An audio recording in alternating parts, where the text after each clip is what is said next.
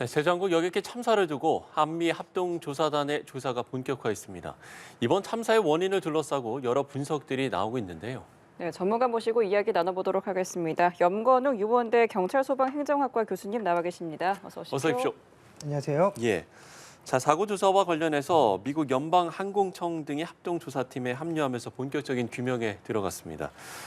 글쎄 이 합동조사팀을 통해서 어떤 부분을 좀 더 구체적으로 들여다볼 수 있겠습니까? 네, 일단 그 국토부 사고조사관 11명과 지금 미국 관계자 8명이 이미 입국을 한 상태입니다. 네. 그래서 같이 이제 합동조사로 이어지는 사고조사를 이어갈 것인데요.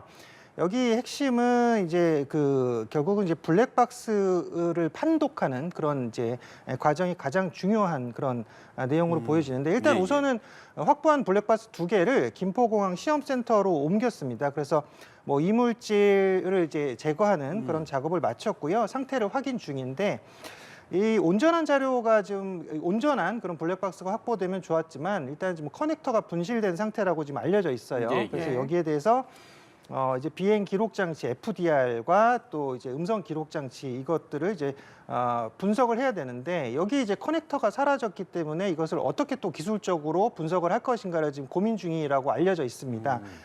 특히나 여기 블랙박스 분석 내용을 이제 확인한 내용들은 무엇이 필요하냐면 이제 교신 내용들이 사실 굉장히 중요해요. 그래서 예. 이제 관제탑과 그리고 조종사 간의 교신 내용들, 그리고 항공기 내에서 어떤 대화들, 항공기 승무원과 대화들, 또 경고음이 어떤 것들이 울렸는지 이런 것들의 이제 여부를 파악하는 그런 과정이 계속적으로 사고 조사에서 이어질 것 같고요.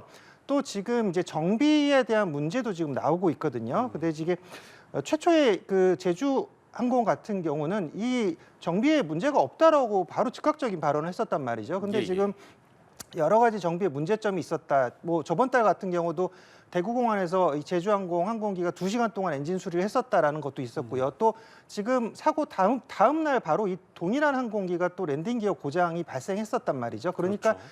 지금 그 국내 항공사 중에서 이 지금 이동 거리와 시간이 가장 높은 항공사가 제주항공입니다. 그래서 이게 다른 항공사보다 조금 많이 이런 비행 거리라든지 운행 시간이 더 높기 때문에 이런 부분에서 제대로 정비가 이루어졌나 이런 여부도 좀 파악을 해야 될 것 같은데 국토부에서 이륙 정비 최소 시간은 28분으로 잡고 있거든요. 그래서 28분을 지키지 않고 그것보다 최소화하는 그런 정비를 했는지 그것도 정비가 또 제대로 정비조차 이루어졌는지 이런 예, 여부도 예. 좀 파악해야 될 것 같고요. 그리고 이제 복합적으로 다른 요소들까지 지금 현재 검토하고 있어요. 여기서 지금 우리가 그러니까 새가 충돌했던 조류 충돌 상황이고 밑에서 여러 가지 이제 구조물들이 작용해서 지금 큰 참사로 이어졌기 때문에 이런 복합적인 원인도 다 검토를 할 것이고 또 여기에 따라서 이제 제도 개선 여부까지도 판단해야 될 것이라고 보여집니다. 지금 사실 처음 계속 국토부에서 얘기하는 것들이 지금 여기에 대한 조각을 끼워 맞춰서 발표하는 것이 아닌가라는 의구심이 들 수밖에 없어요. 그래서 지금 우리나라의 제도가 어떤 문제점들이 있다라고 하면 그런 예. 것들도 지금 국토부에서 제도 개선 여부까지 또 판단을 해야 될 것으로 보여집니다. 네, 블랙박스 확인과 또 정비 문제 확인이 필요하다라고 말씀해 주셨는데 기장이 조난 신호를 보내기 전후 상황이 어땠는지 의문점이 또 남아 있습니다.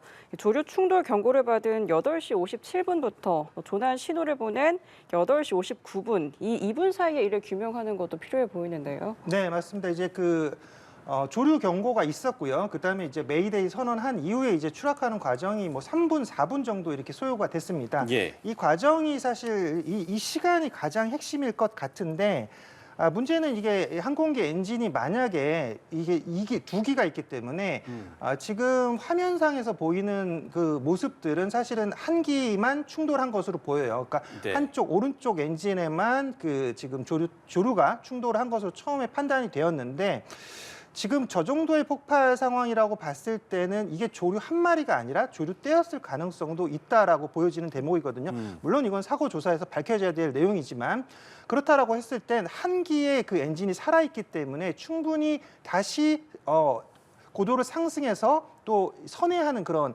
방법으로 다시 또 안전한 곳으로 유도되고 착륙할 수 있는 그런 방법들이 있었을 겁니다.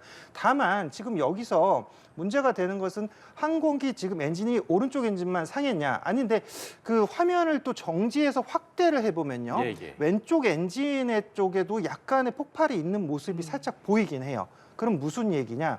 결국은 왼쪽 엔진에도 지금 조류대라고 제가 말씀드렸잖아요. 조류대가 들어왔기 때문에 오른쪽 엔진에 더 많은 조류대가 충돌을 했고 왼쪽에도 일부의 조류대가 들어갔기 때문에 왼쪽 엔진까지도 손상돼서 지금 메이데이 선언 이후에 3분 만에 지금 이렇게 동체 착륙을 할 수밖에 없는 그런 상황으로 이어지지 않았나라고 지금 유추를 할 수밖에 없다라는 것인데, 왜냐하면 오늘 연합뉴스에서 지금 보도를 오전에 하셨었는데 그 1차 착륙 시도 때 보면 랜딩 기어가 내려왔던 장면이 포착이 되었습니다. 이게 지금 예. 낚시꾼 두 분이 사진을 찍었던 모습들이 있는데, 그러면 앞에 랜딩 기어는 조금 내려와 있는, 확실한 내려와 있는 모습이 보이고요. 뒤에 랜딩 기어 2기 같은 경우는 지금 내려왔는지는 불분명해요. 왜냐하면 그림자에 가려져가지고 이거 내려왔는지 확실하진 않지만 어쨌건 랜딩 기어가 일단 1차 착륙 시도 때는 분명히 정상적으로 작동했다라고 보여지는 대목이에요. 근데 그러면 결국은 이런 단추가 끼워 맞춰지는 것이 이 조류 충돌로 인해서 엔진 손상이 발생했고 그다음에 랜딩 기어가 내려오지 않았다. 그렇기 때문에 결국은 동체 충돌을 할 수밖에, 동체 착륙을 할 수밖에 없었던 그런 과정으로 이어졌다라고 볼 수 있는 거죠. 예.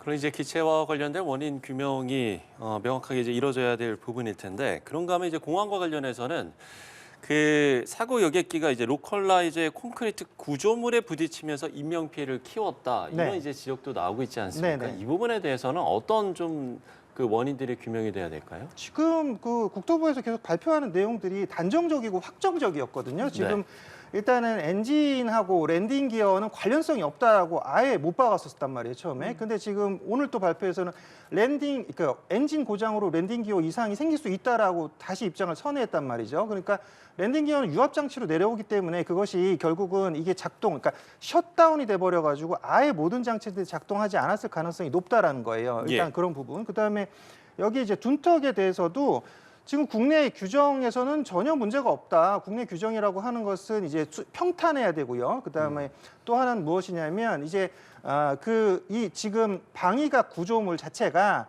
일단 항공기가 우선권이 있기 때문에 항공기가 지상에서 충돌하는 그 상황에서는 밀고 나갈 수 있을 정도로 되어야 된다. 무슨 얘기냐? 그러니까 항공기가 부딪혔을 때 충격을 받지 않도록 최소화해야 된다는 얘기죠. 그러니까 네. 쓰러져 버려야 된다는 얘기를 말씀드리는 건데, 여기엔 지금 콘크리트 또 둔덕을 2m 가량 설치를 했기 때문에 이 둔덕이 사실은 사고의 어떤 참사로 이어지는 가장 큰 사실 요인이 됐다라고 판단이 되는 부분이란 말이죠. 근데 이것이 지금 국내법상에는 문제가 없었다. 그리고 국제적인 뭐 이런 규정은 없다라고 지금 밝히고 있는데, 해외 지금 사례라든지 우리나라 사례에서도 지금 이렇게 콘크리트 둔덕이 설치된 곳이 지금 여기하고 청주밖에 없다라고 지금 알려져 있어요. 그리고 해외 여러 나라들은 이게 콘크리트 둔덕이 없는 데도 더 많고, 그리고 오늘 어제 지금 해외 항공 전문가들의 인터뷰도 저도 들어봤더니 네. 여기에 이 콘크리트, 그러니까 활주로가 끝나는 지점에 왜 콘크리트 둔덕을 설치했느냐, 이거 너무 의문스럽다. 심지어는 뭐 이건 범죄에 가깝다라고 표현하는 그런 외국의 전문가도 있었거든요. 물론 이런 것들은 외국 전문가도 단편적인 얘기들만 보고서 하는 거기 때문에 정확하지 않을 수는 있지만, 모든 항공 전문가들이 보아도 이것이 콘크리트 둔덕이 여기 왜 있었는지 의문이 갈 수밖에 없는 대목이었다는 거죠. 네, 이 사고 여객기의 제동 거리가 또 길었던 만큼 강제 제동 장치인 이마스의 필요성도 대두가 되고 있는데요. 우리나라에는 도입된 곳이 없다고 합니다. 국외 공항들에는 도입이 이미 되고 있잖아요. 네. 도입이 되지 않는 이유는 뭐가 있을까요? 이마스 도입해야 돼요, 사실은. 이거 네. 제 굉장히 중요한 문제인데, 그러니까 지금 우리나라 항공 지금 규정이라든지 규격들이 해외 규격에 미치지 못한다고 저는 판단합니다. 그래서 대만 같은 경우는 이미 2004년에 이마스 규정을 만들었어요. 20년 전에 만들어서 대만 공항 같은 경우 다 이마스를 만들었는데, 예. 이마스가 뭐냐면 지금 우리 화면에서 보이지만 이 항공기가 동체 착륙을 해서 미끄러져 가는 과정상에서 맨 끝에 이 활주로를 벗어나면 콘크리트가 깔려 있는 거예요. 그래서 콘크리트가 이게 단단한 콘크리트가 아니라 잘 부서지는 콘크리트입니다. 무슨 얘기냐? 동체가 끌려가면서 이것을 마찰로 잡아줘 버리는 거죠. 부서지면서 잡아주는 그런 역할을 하기 때문에 활주로 길이가 짧은 공항들 같은 경우는 오히려 지금 이 이마스를 무조건 설치를 해야 되는 것이고, 예. 지금 그 대만 같은 경우도 숭산 공항이 2.6km의 활주로 거리거든요. 지금 여기 이 지금 우리 지금 현재 지금 사고 공항 같은 경우는 2.8km란 말이에요, 무한이. 네. 이거보다도 조금 더 짧은 거리인데 이마스가 있기 때문에 여긴 소형기, 대형기가 모두 착륙 가능한 공항으로 분류가 되고 있습니다. 그러니까 이마스의 역할이 사실 굉장히 중요한데 미국 같은 경우도 이미 1990년대에서 미국 연방항공청이 지금 모든 공항, 미 전역의 71개 공항에 121개 이마스를 설치해놨어요. 그래서 예. 결과로만 말씀을 드리면 이 결과로 활주로를 벗어났던 22대 항공기가 안전 착륙했고 총 432명의 승객이 무사했다라는 보고가 있습니다. 그러니까 왜 활주로 끝에 이게 아까 말했듯이 방위가 둔덕이 있었고 그다음에 외벽이 있었냐? 다른 공항의 해외 공항들이 이미 이마스를 갖춰놓고서 동체 착륙에 대비했었다는 거죠. 그러니까 지금 국토부에서 계속 얘기하는 것들은 충분히 규격에 문제가 없었다라는 얘기를 계속하고 있는데 이것은 정상 착륙했을 때 랜딩 기어가 내려왔고 제동 장치가 모두 걸렸을 때 이 거리가 확보되고 이 2.8km 안에 충분히 가능하다라는 얘기고 이게 동체 착륙이라든지 비상 상황이 발생했을 때 우리는 과연 어떤 대비가 있었냐, 어떤 지금 장비가 있었냐, 어떤 지금 환경에서 안전 장비들이 확보돼 있었냐 이런 것들에 대해서는 사실 의문점이 제기될 수밖에 없는 문제입니다. 예, 알겠습니다. 이마스 도입이 필요하다 이렇게 좀 이야기를 해주셨습니다. 자, 이번 참사의 원인을 둘러싸고 여러 분석들이 나오고 있습니다. 이와 관련된 이야기 전문가와 함께 이야기 나눠봤습니다. 염건웅 유원대 경찰 소방행정학과 교수님과 이야기 나눠봤습니다. 교수님 오늘 말씀 고맙습니다. 고맙습니다.